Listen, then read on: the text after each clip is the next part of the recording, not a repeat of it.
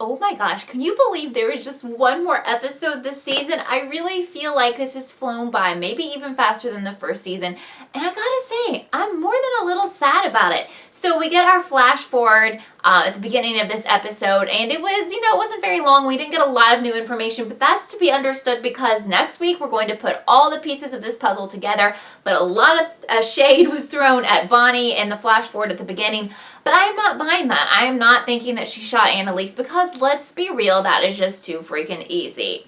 So, Phillip, okay, this whole thing with Phillip, I was actually tweeting during this show. I don't know if you were following me, but I am Kellie_TV. Please follow me on Twitter if you're on Twitter because, that's just the way to keep up with me. Anyway, so when Phillip was being all cool with Oliver, first of all, I was majorly relieved because Oliver didn't die and he wasn't going to kill him. And then I started thinking, oh my God, they have this guy pegged all wrong. He's totally not a killer. He seems like a decent guy. So he wanted to come to Annalise's house and he wanted to meet everyone else.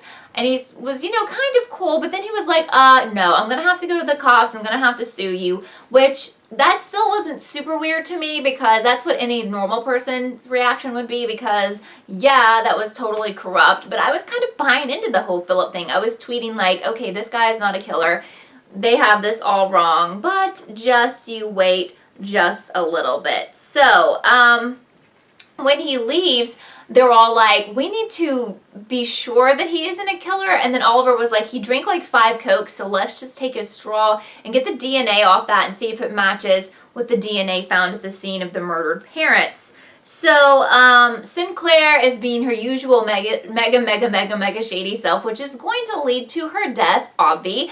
And she calls and she wants to offer Caleb and Catherine a plea deal, but why? Because we know this woman is not nice. And Annalise is all like, oh, she is getting nervous and that's why she's offering this plea deal. And, that ends up not being the case. Asher is a total rock star in this episode. Even Annalise was, noticing that. She was like, you're even cooler than Frank at this moment. And here's the deal. He's like, I bet that this house is bugged and that's why she's offering the plea deal. And so they start turning over the entire house and they do find that a pin that was brought into the house by the prosecution basically did have a bug in it. So she's been listening to everything that they've been saying. And so they decide, they need to use this against her in just a little bit. So the weird thing here is all along I've told you guys that Caleb and Catherine were just shady AF and I just didn't trust them, but I felt like it was just too easy to believe that they actually killed their parents. And now we're still trying to get to the bottom of this. And I feel like I was kind of right about this. So first of all, Caleb is like, I'm going to take the plea deal. Now that doesn't really make any sense because you wouldn't want to do that if you weren't guilty or if you didn't think your sister was guilty. So that was just super, super, super, super weird there. The funny thing about the bugged house, they decide to use this against Sinclair, which is just genius. So they make up this entire story that Caleb and Catherine have been sleeping together and they admitted to the murders and that the gun is in the basement. And so of course Sinclair is all over this and she shows up with the police to their house and they're searching everything. Of course they find nothing, so she looks really stupid. And at that point it's too late for Caleb to accept that plea deal. So that was just genius. Annalise at her genius self at that moment. So, Nate, what did I tell you about Nate? I told you guys that he still had feelings for Annalise, even though he basically told her he freaking hated her and wanted her to die in so many words. What was that, just last week? Come on, I know how guys are. Anyway, he doctored some documents to make it look like Phillip was insane and had, schizophrenia and felt like people were stalking him, but really he didn't need to go that far. We find that out a little bit later. So now stupid Catherine says she wants to take a plea deal for 10 years.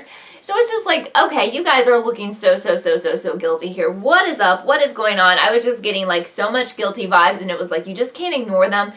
In the episode before the finale, I knew something was up. So she's in court and everything ready to take this deal. And at the very last second, Frank runs in. It turns out he had paid that lady at the police station $50K to run the DNA quickly from that straw that Phillip was drinking from. And it turns out that yes, his DNA was found at the scene. And not only that, he is a product of incest, so he has a motive to get mad at these people, and it was just really, really, really disgusting. So, you know the paintings that Catherine has been doing throughout this season, and the big painting of her family, which she did, that we see splattered with blood in all those flash forward scenes? Well, she sends this really creepy painting to Wes. So I guess this is supposed to be Wes and his family when he was younger. I wasn't really sure on that because I wasn't sure if she'd seen a picture of them, or if she was like imagining them, or I must have missed something, and I watched this episode twice. So let me know down below what's up with that. But anyway, later on, Wes is like, oh my God. He realizes that he saw a little bit of one of those paintings in the web chats with Phillip, and then like all these light bulbs go off, and he like freaks out and goes to Annalise's house, and he's like, oh my gosh, she has a connection to Phillip because he has one of her paintings. Oh my gosh.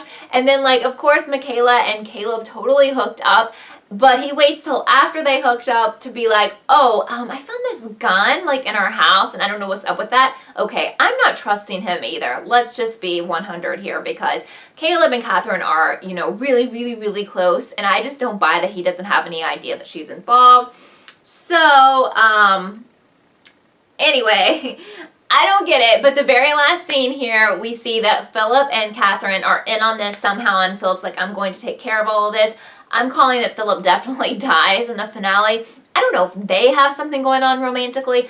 I just cannot buy that Caleb doesn't know what's up with this. I think all three of them are involved somehow. I want to know what you guys think. Thumbs up this video if you thought this was such a fantastic episode. I thought it was amazing. And the good thing is, if it was this amazing, what do you guys think next week's episode is going to be like? Oh my gosh, it's going to be so, so amazing. Thumbs up if you think this season has been awesome, because it really has. And I would love it if you would subscribe to this video, because I would love for you to be a part of the Kellie TV community. Please put your theories down below. How do you think all of this is going to work out? And of course, the big question here is, who shoots Annalise? Because at this point, I'm getting vibes of like Phillip and Catherine, and I'm not getting the Keating 5 vibes and the Frank or Bonnie. Come on now. Come on. But I think it'll be shocking, and it's going to be hard to predict, so we shall see. So thank you for watching this episode of Kellie TV. I'll see you next time. But my heart don't understand why I got you on my mind.